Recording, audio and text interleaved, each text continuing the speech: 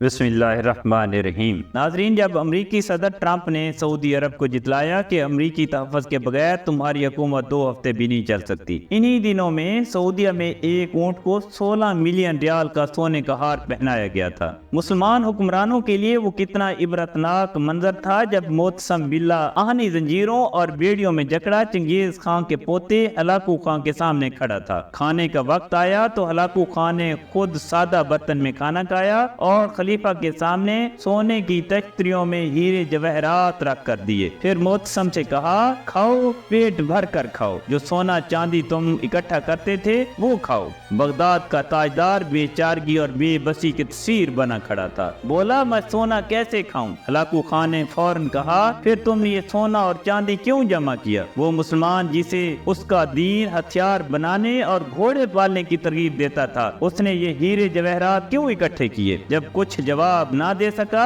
تو Hulagu Khan نے نظریں گھما کر محل کی جالیاں اور مضبوط دروازوں کی طرف دیکھا اور سوال کیا، تم نے ان جالیوں کو پگھلا کر آہنی تیر کیوں نہیں بنائے؟ تم نے یہ جواہرات جمع کرنے کے بجائے اپنے سپاہیوں کو رقم کیوں نہ دی کہ وہ جاں بازی اور دلیری سے میری افواج کا مقابلہ کرتے؟ خلیفہ نے تعصب سے جواب دیا، اللہ کی یہی مرضی تھی۔ ہلاکو خان نے کڑکدار لہجے میں کہا، پھر جو تمہارے ساتھ ہونے والا ہے وہ بھی خدا کی مرضی ہوگی۔ ہلاکو خان نے معتصم باللہ کو مخصوص لبادے میں لپیٹ کر گھوڑوں کی ٹاپوں تلے روند ڈالا اور چشمے فلک نے دیکھا کہ اس نے بغداد کو قبرستان بنا ڈالا۔ ہلاکو خان نے کہا، آج میں نے بغداد کو صفحہ ہستی سے مٹا ڈالا ہے اور اب دنیا کی کوئی طاقت اسے پہلے والا بغداد نہیں بنا سکتی، اور ایسا ہی ہوا۔ ناظرین، تاریخ تو فتوحات گنتی ہے، محل، لباس، ہیرے جواہرات اور انواع و اقسام کی لذیذ کھانے نہیں۔ رسول اللہ صلی اللہ علیہ وآلہ وسلم کے گھر کھانے کو کچھ نہیں ہوتا تھا، مگر دیوار پر دنیا کی بہترین تلواریں ضرور لٹکی ہوئی ہوتی تھیں۔ ذرا تصور کیجئے، جب یورپ کے چپے چپے پر تجربہ گاہیں اور تحقیقاتی مراکز قائم ہو رہے تھے،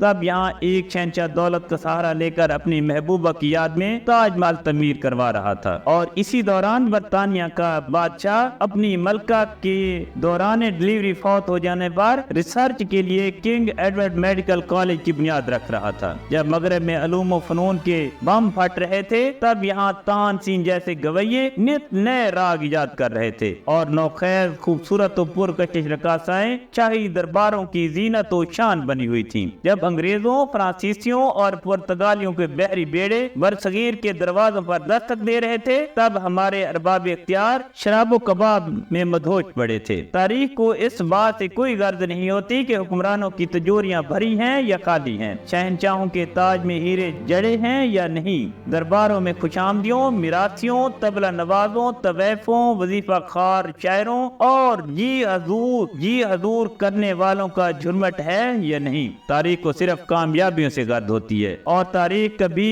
عذر قبول نہیں کرتی، اور ہمارے مسلمان حکمرانوں کو اس بات کا ابھی تک ادراک نہیں ہوا۔ تو ظاہر ہے ہمارے ساتھ خلیفہ معتصم باللہ سے کم نہیں ہوگا۔